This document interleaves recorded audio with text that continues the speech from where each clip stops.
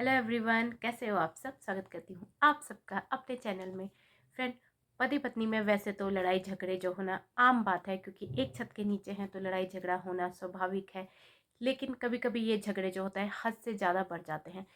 अगर कभी कभार लड़ाई झगड़े हों, नॉर्मल है, होते रहते हैं। लेकिन अगर रोज़ किसी न किसी बात में कहासुनी हो रही है, रोज़ जो है घर में लड़ाई झगड़े हो रहे हैं, तो आपको जो है जागरूक होने की ज़रूरत है। आपको ये समझने की ज़रूरत है, अगर आप अपने रिश्ते को बचाना चाहते हैं तो आपको इस बारे में विचार करना पड़ेगा कि आखिर लड़ाई झगड़ा हमारे बीच में हमेशा हो रहा है तो ये क्यों हो रहा है, आखिर इसके कारण है क्या। अगर हम बारीकी से सोचने में जाएं, अगर हम इस चीज़ को जो है अच्छे ढंग से सोचें, ठंडे दिमाग से सोचें कि आखिर झगड़े की वजह क्या है, कारण क्या है, तो हम उसके सलूशन में आसानी से पहुंच सकते हैं। लेकिन अगर हम इस जो है सलूशन में पहुंचना ही नहीं चाहते हैं, उसका कोई सलूशन ढूंढना ही नहीं चाहते हैं, लड़ाई झगड़ा हो रहा है तो हम होने देना चाहते हैं, हो रहा है तो चल रहा है तो चल ही रहा है। अगर आप इस चीज़ को कंट्रोल करना चाहते हैं, अगर आप इनके कारणों को जानना चाहते हैं, तो इस वीडियो को पूरा देखिए, क्योंकि ये आज का वीडियो इसी बात को लेकर है। अगर आपको मेरा आज का वीडियो पसंद आता है तो प्लीज़ मेरी वीडियो को एक लाइक ज़रूर कीजिएगा और सब्सक्राइब करना बिल्कुल भी मत भूलिएगा। तो चलिए वीडियो को स्टार्ट करते हैं। पहला जो कारण है वो है बच्चों को लेकर। आमतौर पर हर घर में ये चीज़ देखी जाती है कि जो लड़ाई झगड़े होते हैं वो बच्चों को लेकर बहुत ज़्यादा ही होते हैं। वैसे तो अगर उनके आपसी झगड़े होते हैं पति पत्नी के बीच में तो वो सुलझ जाते हैं, लेकिन जहाँ पर बात बच्चों की आती है वहाँ पर वो लड़ाई झगड़ा शायद थोड़ा सा बढ़ जाता है। क्योंकि पतियों को लगता है कि वो दिन भर घर से बाहर रहते हैं, ऑफिस में रहते हैं, तो सारी जिम्मेदारियां जो है पत्नियों की ही है। बच्चों अगर थोड़ा सा भी बच्चे बिगड़े, बच्चे अगर फ़ोन का ज़्यादा यूज़ करें तो वो माँ की वजह से है, क्योंकि माँ ने ही बच्चों को बहुत बिगाड़ दिया है, ऐसा पतियों का कहना होता है। आमतौर पर ऐसा देखा जाता है। और पत्नियों को ये लगता है कि वो दिन भर जो है घर का काम करती है, तो वो बच्चे को भी देखती है, वो पूरा क्या क्या एक दिन में जो है क्या क्या वो काम करे, बच्चे देखे, अपना घर का काम करे। और पति, उनकी ये शिकायत होती है कि पति जो है बच्चों पे ध्यान नहीं देते हैं, घर के उसमें जो है हाथ नहीं बटाते हैं। तो इस चीज़ के को लेकर जो है कई बार जो है दोनों हस्बैंड वाइफ में कहासुनी हो जाती है। बच्चों बच्चे भी जो हो कहीं ना कहीं जो है लड़ाई का कारण बनते हैं हस्बैंड वाइफ में। तो मैं दोनों से ये बात कहना चाहती हूँ कि बच्चे आप दोनों के हैं तो जिम्मेदारियां भी आप दोनों की ही हैं। अगर बच्चा बिगड़ा तो वो जिम्मेदारी भी आप दोनों की है, किसी एक के ऊपर नहीं है। अगर बच्चा बिगड़ेगा तो वो सिर्फ माँ की वजह से नहीं है, वो आप दोनों की वजह से बिगड़ेगा। तो इसलिए ये जिम्मेदारी आप दोनों की है।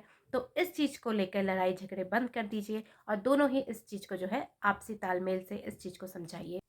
दूसरा जो कारण है, जो लड़ाई का कारण बनता है, आमतौर पर देखा जाता है, वो है आपसी तालमेल की कमी।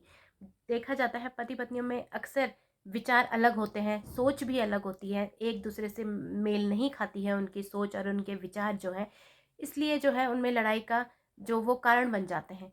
इसलिए क्योंकि हमें ये सोचने की ज़रूरत है, जब हम अपने घरों में रहते हैं, अपने माँ बाप के संपर्क में रहते हैं, तो वहाँ पर भी कई बार हमारी सोच उनसे मेल नहीं खाती है। तो क्या हम अलग हो जाते हैं? क्या हम उनसे जो है बात करना बंद कर देते हैं? तो यही चीज़ जो है हमें अपने रिश्ते में भी देखनी है। ये हमें अपने रिश्ते में भी ये चीज़ें आजमानी है कि हमें ये सोचना है कि वो इंसान बुरा नहीं है, बस हमारी सोच आपस में मेल नहीं खाती है, बस मेरी सोच जो है उससे थोड़ा सा अलग है, हमारे विचार थोड़ा सा अलग है। अगर आप ये चीज़ सोच के हमेशा चलोगे तो आपके बीच में लड़ाई झगड़े कभी नहीं होंगे।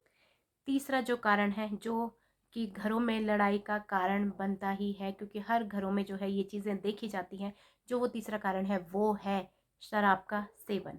जी हाँ, ये आदत जो होती है वो हर घरों में लड़ाई का कारण बनती है, क्योंकि जहाँ ये चीज़ बहुत ज़्यादा होती है वहाँ लड़ाई का जो है लड़ाई की ये चीज़ वजह बन जाती है। इसलिए मैं आप सबसे ये कहना चाहती हूँ कि ये ठीक है, एक लिमिट में ठीक है, लेकिन अगर आपके बीच में ये चीज़ जो है लड़ाई का हमेशा कारण बन रही है तो आपको इसको जो है छोड़ने की ज़रूरत है।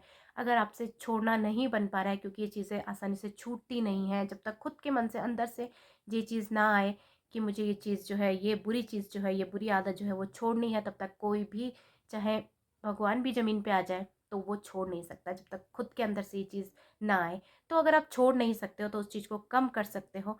अगर आप देख रहे हो कि उस चीज़ की वजह से आपके घर में आए दिन लड़ाई झगड़े हो रहे हैं, आपके बच्चे प्रभावित हो रहे हैं इन चीज़ों से, तो आपको ये चीज़ें छोड़ने की ज़रूरत है। मैं तो कहूँगी छोड़ने की ज़रूरत है, छोड़ नहीं पा रहे हो तो ये चीज़ें कम करने की बहुत ज़रूरत है, क्योंकि इससे आपका पूरा परिवार जो है बिखर सकता है, आपके बच्चों के मानसिक तनाव हो सकता है, क्योंकि वो अगर रोज़-रोज़ इस चीज़ को लेकर लड़ाई झगड़ा वो बच्चे अगर देखेंगे तो उनकी जो मनोस्थिति है उस पर बुरा असर पड़ सकता है। इसलिए आपको ये बुरी चीज़, ये बुरी आदत, बुरी लत छोड़ने की ज़रूरत है।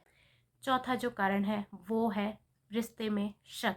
जी हाँ, जहाँ पे रिश्ते में शक आ जाता है वहाँ पे जो है लड़ाई झगड़े आए दिन होने लग जाते हैं, क्योंकि शक एक ऐसा कीड़ा है जो रिश्ते को अंदर ही अंदर से खोखला कर देता है और वो तलाक पर आकर ही रुकता है। इसीलिए जो ये शक का कीड़ा है ये अपने रिश्ते में बिल्कुल भी मत आने दीजिए, क्योंकि शक जो है वो बहुत ही बुरी चीज़ है। कभी कभी तो ये शक बेबुनियाद होता है, जो हम लोगों की बातों में आके, बाहर के लोगों की बातों में आके या किसी की भी बातों में आके अपने पार्टनर पे जो है कर देते हैं। इसलिए इस शक की बीमारी को अपने अंदर बिल्कुल भी मत पनपने दीजिए। इस शक के कीड़े को जो है, जहाँ पर शक पैदा हो रहा है वहीं पे उस कीड़े को ख़त्म कर दीजिए। अगर कुछ भी मन में कोई बात है तो आपस में बैठ के इस बात को सुलझाइए। इससे आपका रिश्ता जो है हमेशा बना रहेगा। और अगर कहीं न कहीं आपके शक में, बीच में अगर शक का कीड़ा आ गया और आपने इस बात को जो है आपस में बैठ के नहीं सुलझाया, तो ये आपके रिश्ते के लिए कहीं न कहीं बहुत जो है बुरा असर आपके रिश्ते पे डालने वाला है और आपका रिश्ता शायद आगे चल के कुछ और मोड़ ले ले। तो इसीलिए ज़रूरी है कि जब शक पैदा हो वहीं पर ही उस शक को ख़त्म करना बहुत ज़रूरी है। आपस में बात कीजिए, अपने पार्टनर से बात कीजिए, तो आपका रिश्ता जो है हमेशा बना रहेगा। पाँचवाँ कारण जो है वो है मोबाइल का हद से ज़्यादा प्रयोग। जी हाँ, मोबाइल आजकल हमारे लिए बहुत, सबके लिए बहुत ज़रूरी हो गया है, यहाँ तक कि बच्चे भी मोबाइल से प्रभावित हो रहे हैं। सबके लिए मोबाइल ज़रूरी है, हमें सुबह उठते ही मोबाइल चाहिए, शाम को मोबाइल चाहिए, रात सोने से पहले मोबाइल चाहिए। तो मोबाइल की आदत जो है हम में इतनी ज़्यादा पड़ गई है कि वो हमारे लिए इतना ज़रूरी हो गया है। तो कहीं न कहीं मोबाइल भी रिश्ते में जो है लड़ाई का कारण बनता है, क्योंकि कई बार देखा जाता है हस्बैंड ऑफिस से आते हैं, वाइफ फ़ोन पे लगी है, उन्हें फ़र्क नहीं पड़ता कि हस्बैंड ऑफिस से आए हैं, उन्हें उनका अच्छे से वेलकम करें या चाय पानी पूछें, वो फ़ोन पे लगी है या अपने किसी किटी पार्टी या किसी में भी व्यस्त है, हस्बैंड को नहीं पूछ रही हैं। तो ये चीज़ गलत है। ये जो मोबाइल है ये लत बहुत गलत है। ये भी लड़ाई का आपके बीच में कारण बनती है। तो इसलिए जितनी भी वाइफ्स हैं, जितनी भी पत्नियां हैं, मैं उनसे सिर्फ ये बात कहना चाहती हूँ, जबकि हस्बैंड आपके आएँ तो मोबाइल को बिल्कुल साइड में रख दीजिए, मोबाइल का यूज़ बिल्कुल मत कीजिए, उनका अच्छे से वेलकम कीजिए, उनके साथ टाइम स्पेंड कीजिए। ये आदत मोबाइल की जो है हस्बैंड्स में भी देखने को मिलती है। वो ऑफिस से आते हैं और वो फ़ोन पे जो है लग जाते हैं, वो किसी से बात नहीं करते हैं, अपनी फैमिली से बात नहीं करते हैं, बस फ़ोन पे घुसे पड़े रहते हैं। तो ये भी लड़ाई का जो है, दोनों के बीच में लड़ाई का कारण बनती हैं। इसलिए अपने इस आदत को कम कर दीजिए। जितना अगर आप मोबाइल का यूज़ करें उतना आप अपने पार्टनर के साथ टाइम स्पेंड कीजिए, तो शायद आपका रिश्ता और ज़्यादा मजबूत बनेगा। तो ये 5 कारण मैंने आपको ऐसे बताए हैं जो हर घरों में देखे जाते हैं कि लड़ाई का कारण बनते हैं। तो आपको ये मेरा वीडियो कैसा लगा? क्या आप मेरी इस बात से सहमत हैं? तो मुझे कमेंट करके ज़रूर बताइएगा। और अगर आपको मेरा वीडियो पसंद आए तो प्लीज़ मेरी वीडियो को एक लाइक ज़रूर कीजिएगा और सब्सक्राइब करना बिल्कुल भी मत भूलिएगा। तो मिलती हूँ आपसे नेक्स्ट वीडियो में, तब तक के लिए बाय बाय।